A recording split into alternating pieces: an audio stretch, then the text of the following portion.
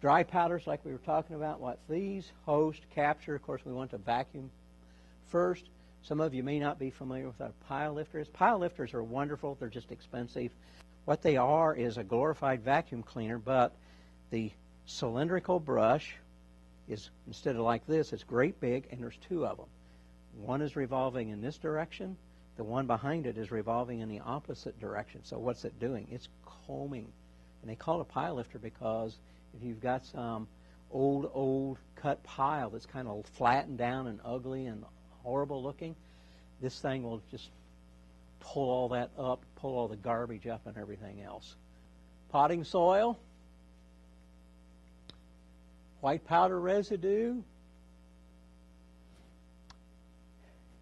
The wonderful thing about these, and you probably, some of you can't see what I'm about to do. I do this every month.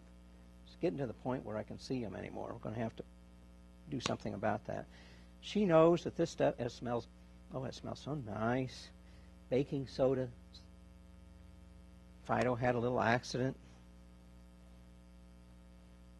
It absorbs all the urine. She knows, she's learned from practice, she doesn't really need to vacuum it up, does she? Because if she works on it good,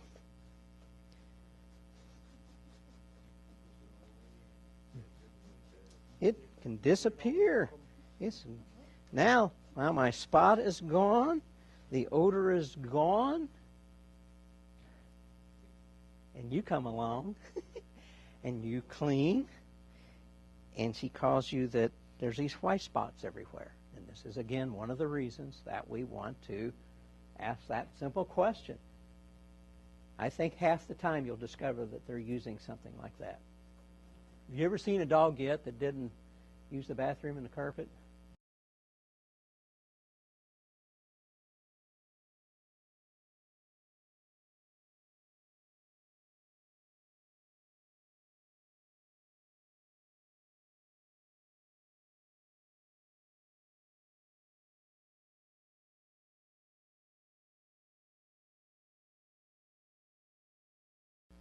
Don't wait for the customer to call you. Be proactive and call him or her the next day if that white residue comes up.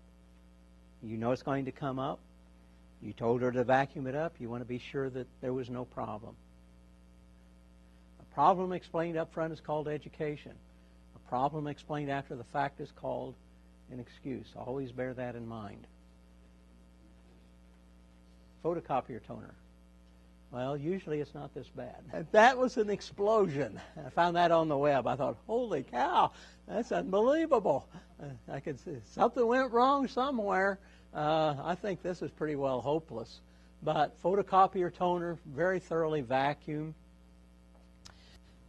Fingerprint dust, soot, potting soil, vacuum first, but that doesn't mean whipping out the Hoover because now what's all over the brush? So you need to use the hose first and then just be sure to clean that brush up. One of the handiest things you can have in the van is a good vacuum cleaner. Not an El Cheapo like she's got in the closet either. You're supposed to be a professional. If working from the outside to the center spill, vacuum up first with a vacuum hose. Avoid grinding the material into the carpet. I had a call many years ago about fingerprint dust, and I always thought fingerprint dust was probably carbon or something like that. No big deal. There's hundreds of formulations. It's unbelievable what they have. Some of them are magnetic, some of them fluoresce, etc. But they all basically, and it's amazing what the police leave behind when they're done.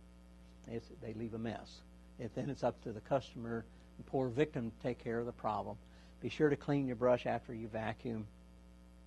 Apply APS or power gel. Agitate, extract, wipe down with white towels. Sometimes as they try to get it up, they've turned it to black mud, and then you've got a real problem on your hands. Use stain blotter, prevent wicking. Discoloration remains. Apply ProSolve gel with a carpet shark. That's a real thick emulsifier. We'll talk about that in a little bit. And extract.